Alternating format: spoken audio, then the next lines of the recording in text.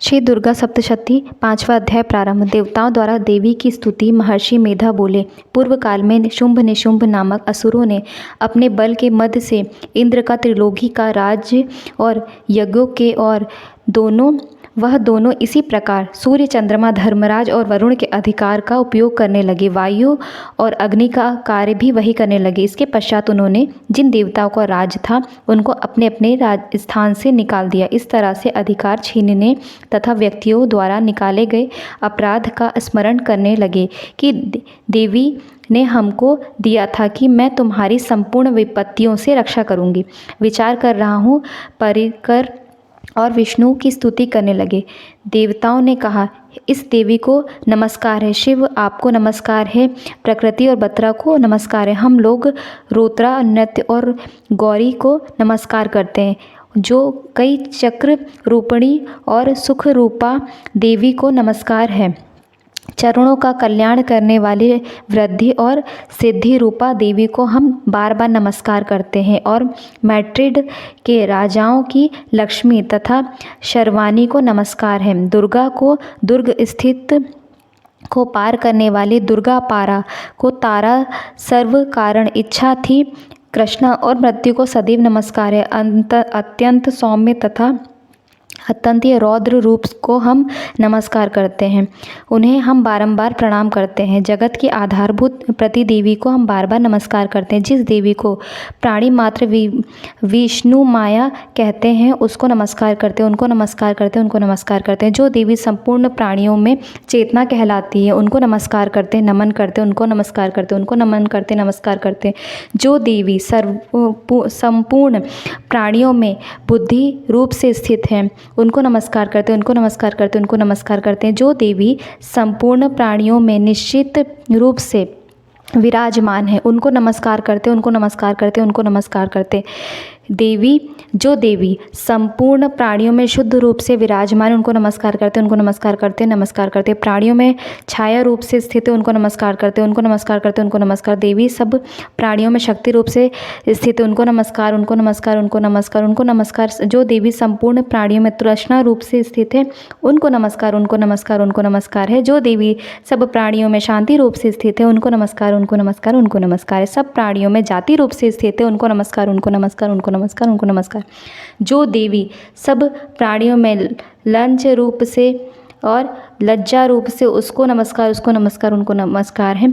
जो देवी सब प्राणियों में शांति रूप से स्थित है जो नमस्कार है उनको नमस्कार, उनको नमस्कार है। जो देवी संपूर्ण प्राणियों में हुए दशरथ रूप से उनको नमस्कार है, उनको नमस्कार, उनको नमस्कार है। जो संपूर्ण प्राणियों में तांत्रिक रूप से स्थित है उनको नमस्कार, उनको नमस्कार, उनको नमस्कार है। जो देवी सब प्राणियों में लक्ष्मी रूप से स्थित है उनको नमस्कार, उनको नमस्कार, उनको नमस्कार है। संपूर्ण प्राणियों में वृद्धि रूप से स्थित उनको नमस्कार, उनको नमस्कार, उनको नमस्कार। सब प्राणियों में स्मृति रूप से विराजमान उनको नमस्कार, उनको नमस्कार, उनको नमस्कार है। जो देवी सब प्राणियों में दया रूप से स्थित है उनको नमस्कार, उनको नमस्कार, उनको नमस्कार है। तुलसी रूप से स्थित है उनको नमस्कार, उनको नमस्कार, उनको नमस्कार। जो देवी संपूर्ण प्राणियों में मातृ रूप में स्थित है उनको नमस्कार, उनको नमस्कार, उनको नमस्कार है। जो देवी संपूर्ण प्राणियों में भ्रांति रूप से स्थित है उनको नमस्कार, उनको नमस्कार, उनको नमस्कार। जो देवी संपूर्ण प्राणियों में नित्य व्यस्त रहती है उनको नमस्कार, उनको नमस्कार, उनको नमस्कार है। जो देवी चैतन्य रूप से संपूर्ण संसार को व्याप्त करके स्थित है उसको नमस्कार, उसको नमस्कार, नमस्कार है। सभी देवी देवताओं को नमस्कार है। पूर्व काल में देवताओं ने अभिष्ट फल पाने के लिए जिस देवी की स्तुति की है और देवराज इंद्र ने बहुत दिनों तक इसका सेवन किया, वह कल्याण की साधना पुख्ता ईश्वरीय हमारा कल्याण और मंगला करे तथा सारी विपत्तियों को नष्ट कर डाले। फसलों की सिंचाई में हम संपूर्ण देवताओं पर परमेश्वरी को इस समय नमस्कार करते हैं तथा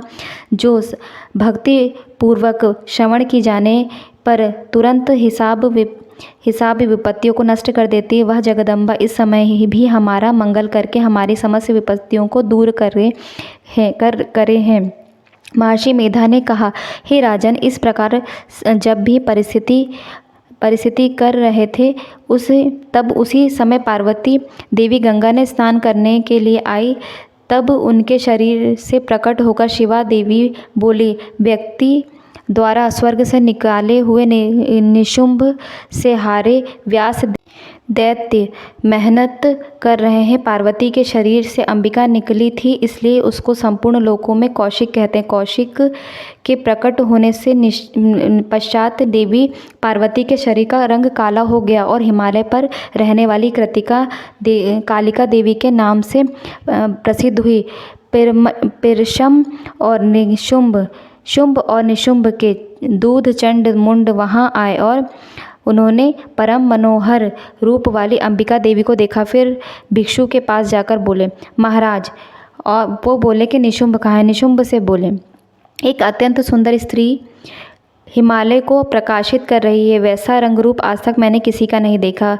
सुरेश्वर, आप यह पता लगाएं कि वह कौन है और उसको ग्रहण कर लें। इसी स्त्रियों में रत्न है, अपनी कांति से परसों दिशाओं में को प्रकाशित करती थी, वहाँ स्थित है, इसलिए उसको देखना उचित है। हे प्रभु, तीनों लोगों के हाथी, घोड़ों और मणि इत्यादि जितने रत्न हैं वह सब आपके पास हैं। आपके घर में सुशोभ्यमान है। हाथियों में रखे हुए ऐरावत हाथी और उच्च श्रवण अघोड़ा तो आपने इन सभी दिशाओं से लाए हैं। हम द्वारा जुता हुआ विमान जो कि ब्रह्मा जी के पास था, अब वो आपके पास है। यह महापद्म नामक खजाना जो आपने कुबेर से छीना है, समुद्र ने आपको सदा खिले हुए फूलों की किंचिल की नियामक माला दी है। वरुण का कंचन की वर्षा करने वाला छात्र आपके पास है। व्रतों में श्रेष्ठ प्रजापति करत भी आपके पास ही। हितेंद्र मृत्यु से युद्ध गीता नामक व्यक्ति भी आपने छीन ली। वरुण का पाठ भी आपके पास रहता है, निगम के पास ही है। समुद्र में पैदा होने वाले इस प्रकार के रत्न भी आखिर भ्राता निगम के पास में है, जो अग्नि में ना जल सके।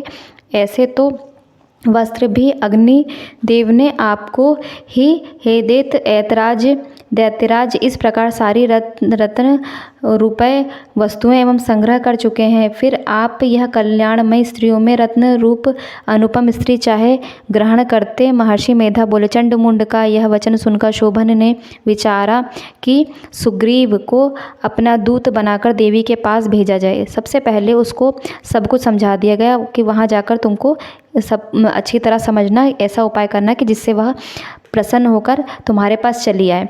भली प्रकार समझाकर कहता दूत सूर्य पर्वत के उस रमणीय भाग में जहाँ पहुँचा जहाँ देवी रहती थी।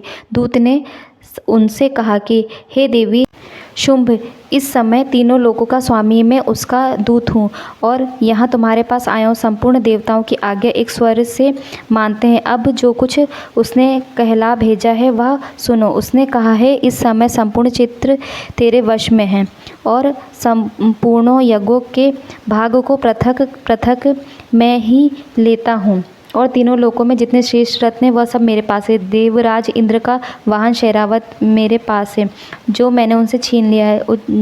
उच्च ज्वार नामक घोड़ा विशाल सागर मंथन करने से प्रकट हुआ था, जो उसे देवताओं ने भी मुझे समर्पित कर दिया।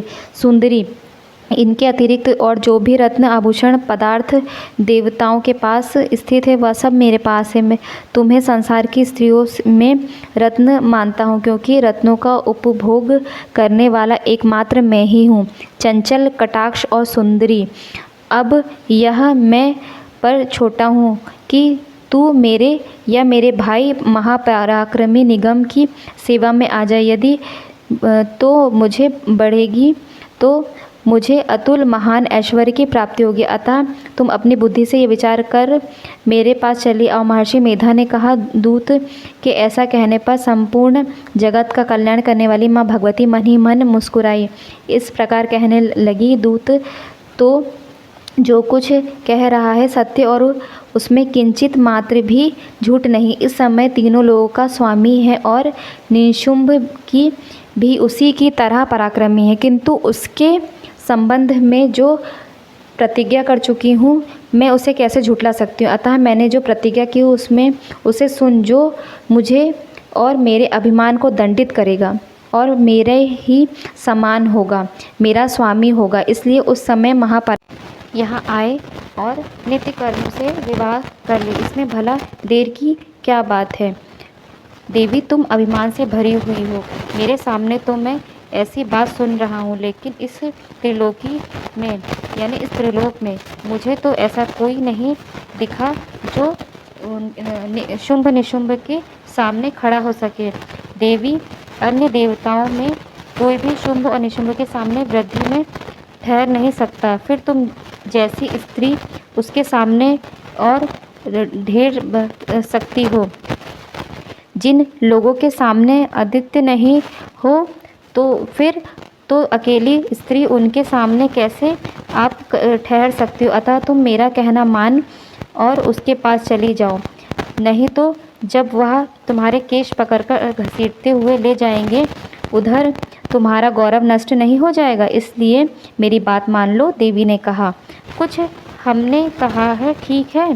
तुम और निशुंभ बड़े बलवान हो, लेकिन मैं क्या कर सकती हूँ, क्योंकि मैं बिना विचारे प्रतिज्ञा कर चुकी हूँ। इसलिए तुम जाओ और मैंने जो कहा है वह सब आदर पूर्वक निशुंभ से जाकर कहो। इसके पश्चात वह उचित समझे जो श्री दुर्गा सप्तशती 5वां अध्याय समाप्त। श्री दुर्गा सप्तशती 6ठा अध्याय। धूम्रलोचन वध। महर्षि मेधा ने कहा, देवी की बात सुनकर दूत के रूप में उभरा हुआ वहाँ से चला गया और शुंभ के पास पहुँचा। सारा वृत्तांत कह सुनाया। दूत बात सुनकर सारा वृत्तांत कह सुनाया। दूत की बात सुनकर सुंदर क्रोध का परावर न रहा। उसने अपने पत्र धूम्र विलोचन, तुम अपनी सेना सहित आ जाओ। शाम को पकड़कर उसे घसीटते हुए ले आओ। उसकी रक्षा के लिए और कोई दूसरा, चाहे वह देवता, यक्ष, गंधर्व हो।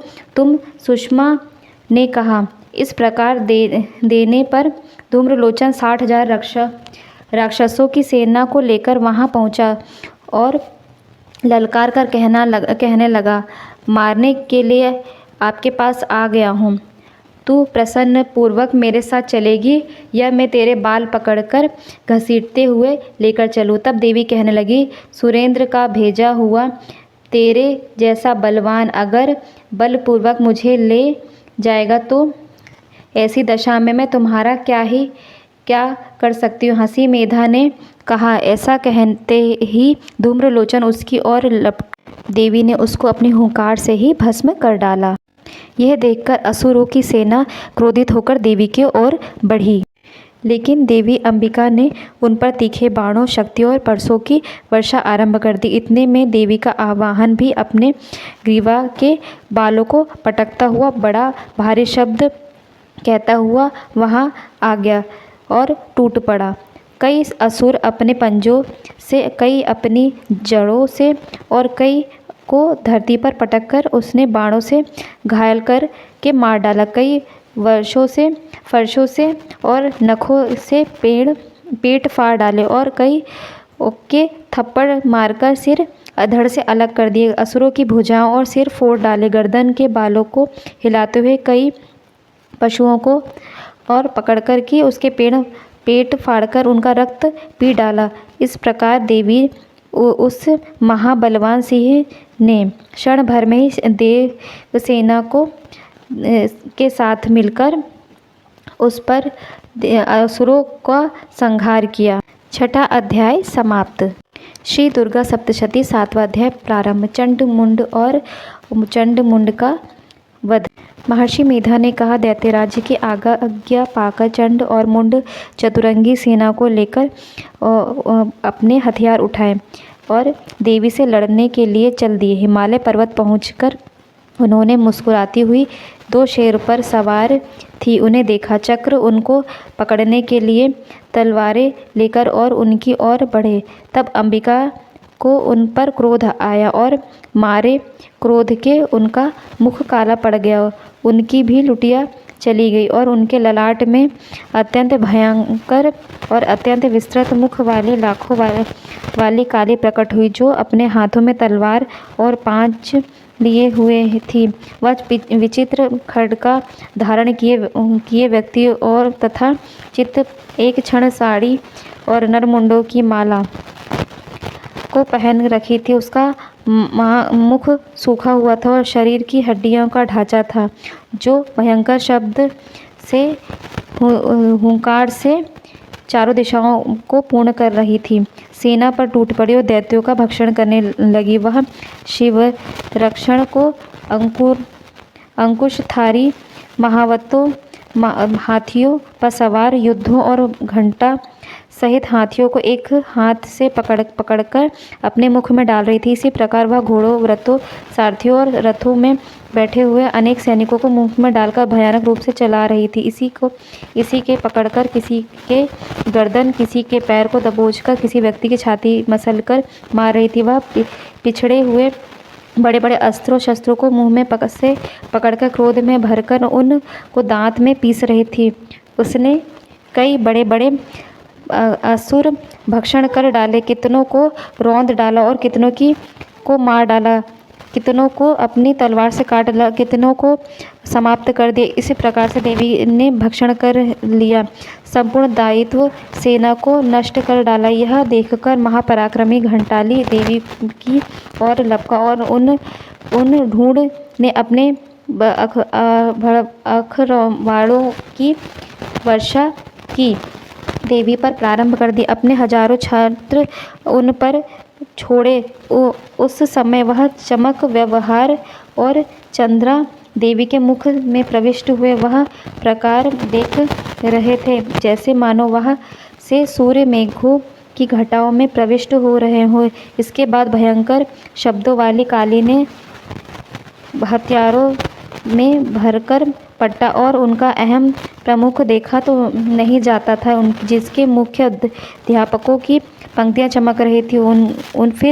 उसने तलवार हाथ में लेकर जोर से हुंकार भरकर चंद्र के ऊपर आक्रमण कर दिया। आक्रमण करते ही उसने उनके शवों को सिर पर उठाकर सिर काटकर अलग कर दिया। चंद्र को बढ़ावा देकर मूंड देवी की ओर लपका, परंतु देवी ने क्रोध में भरकर उसे भी अपनी तलवार से यमलोक पहुंचा दिया और डोर में बढ़ाकर उसकी बाकी बची हुई सेना वहां से भाग खड़ी हुई। उसके पश्चात वह निरीक्षण और भूण आईटी विशेषज्ञों की जो चंद्रिका के पास प्रचंड 28 के साथ कहने लगी, देवी चंड मुंड 2 महादैत्य को मारकर मैंने तुम्हारी ओर भेज दिया। अब हम तुमको स्वयं मत करना है।